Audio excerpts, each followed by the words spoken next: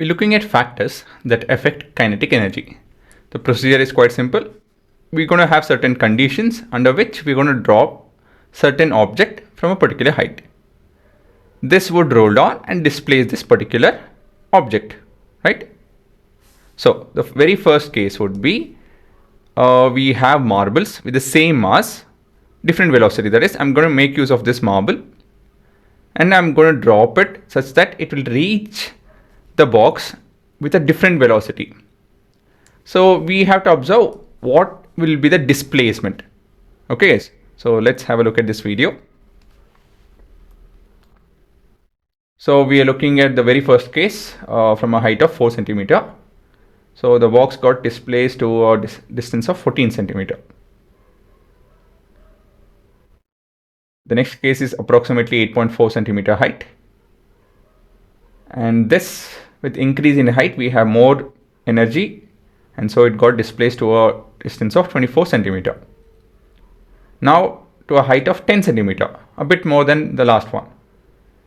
And this pushed the object to a distance of 31 centimeter. So with increase in height, what is happening? We're looking at increase in energy. That is increase in kinetic energy, because it will be moving faster. See, with increase in height, what happens? It will have more potential energy. Agree? Because it has more potential energy, obviously it will have more kinetic energy. Is it not? So what can we conclude? If I increase the velocity of an object, it's a commonsensical question actually. As we increase the velocity of the kinetic energy, well, what happens? If we increase the velocity, the kinetic energy will also, yes, increase. So there is a directly proportional, relationship which is directly proportional. Now, we are looking at same velocity but different mass. So we have the masses over here. One is of 4 grams, 14 grams and 15 grams.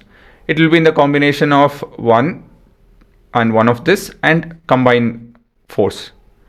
We'll see that video. So we are looking at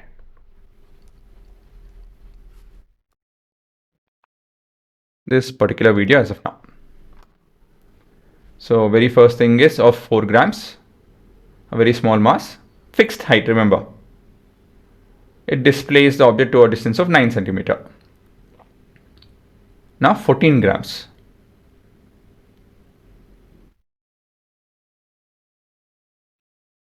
This displaces to a distance of 14 centimeter. Now 28 grams, that is combined weight basically.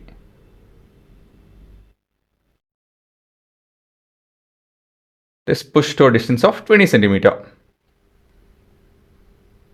So what is that we can conclude? Yes, with increase in mass, the kinetic energy will again, yes, increase.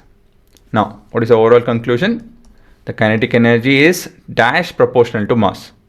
Is it directly or inversely? Yes, directly. That is, if I increase the mass, the kinetic energy will increase. It is again dash proportional to velocity, directly proportional to the square of the velocity actually, that we'll be seeing in the next video. So as of now, we got a clue that yes, if I increase the mass, the kinetic energy will increase. If I increase the velocity, the kinetic energy will increase. Again, it's kind of commonsensical. Yes, I agree. But I just wanted to show you guys, that's it. Expression in terms of equation would be, so it would be kinetic energy proportional to mass. And we have, let me, not in ideal place. And we have kinetic energy proportional to velocity, actually square of the velocity. So if I combine this, it is something like this. Okay, so with experiment and everything, we'll be able to find that it will be equal to half mv square. Okay, yes. So there's nothing over here that you need to memorize or write or anything. It's just something that you need to understand. It's kind of common sense also. Not kind of, it is common sense. You guys know this. Okay, so if you want to have a read through or just kind of recall what we did, so now you can pause and have a look.